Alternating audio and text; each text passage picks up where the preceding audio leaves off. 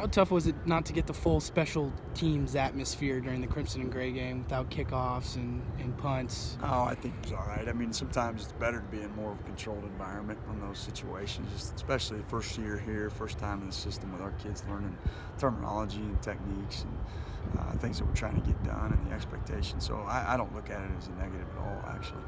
How do you think special teams has gone for you guys? It seems like over the last 2-3 weeks you've been spending a little bit more time with it in practice. Well, I think Coach Leach does a great job of giving us time that we need and access to players we need, access to coaches we need to put ourselves in a position to be successful.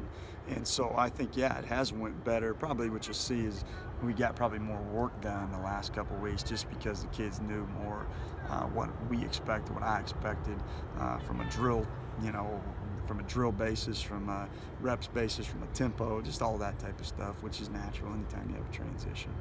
What have you done to maybe put your own fingerprint on what you guys are doing special teams-wise? Any kind of changes that you've?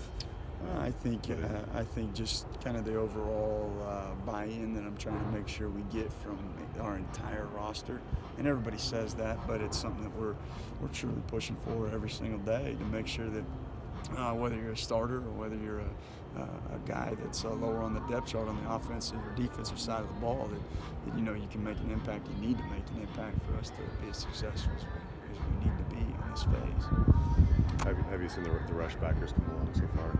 Yeah, I have. I think we've made some progress. I mean, we're nowhere near where we want to be when we walk into playing against Wyoming, but I do think we're moving in the right direction. And again, kind of like I said earlier on when I met you guys, was the fact that those guys haven't played a ton. Chima's played a little bit, right? But so just getting reps. I mean, it's hard not to get better with just getting reps, and that's something we'll continue to work through on summer and fall camp. Tristan Brock, guy that weighs 25 more pounds than the other three guys, Chima and Willie and those guys.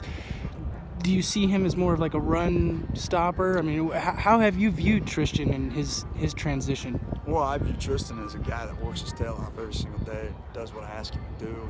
And yeah, he might be a little heavy, to be honest with you, right now, which I guess in a run game can help you at times, but in pass rush, that can hurt you at times too, and the things we ask him to do in coverage. So we'll try to get him to lean up just a little bit. We've already talked about that, him and I, and the strength staff, which will help him in space.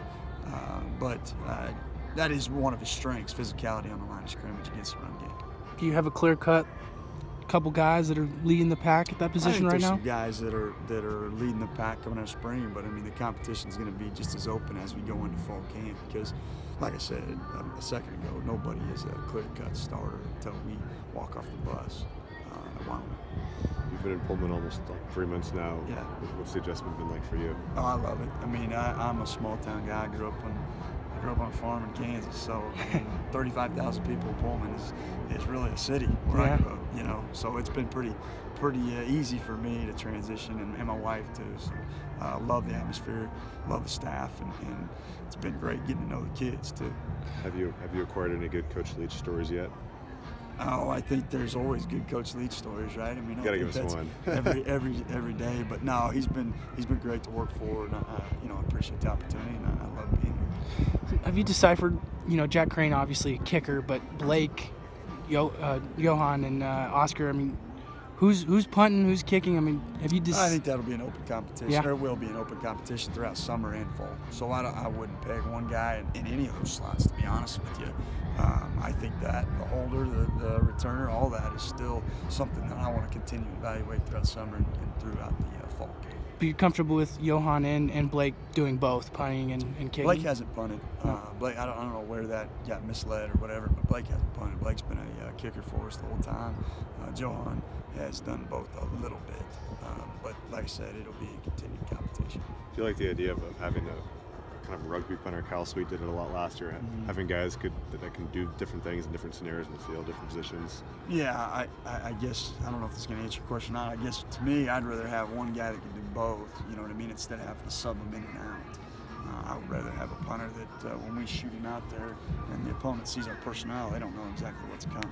So that's kind of my philosophy on that. Has Jack shown you pretty good consistency as far as the place kicking? I think he hadn't missed one up until the spring game, and then he made a few more Saturday. Yeah, well, for what everybody, the public sees, yeah, I'd agree with that. But we chart every single day in some capacity, different numbers and different distances and hashes, and yeah, it's all on paper, and he's been pretty consistent and still not where he wants to be or I want him to be, but he's doing a great job working his craft, and that whole group is, to be honest with you.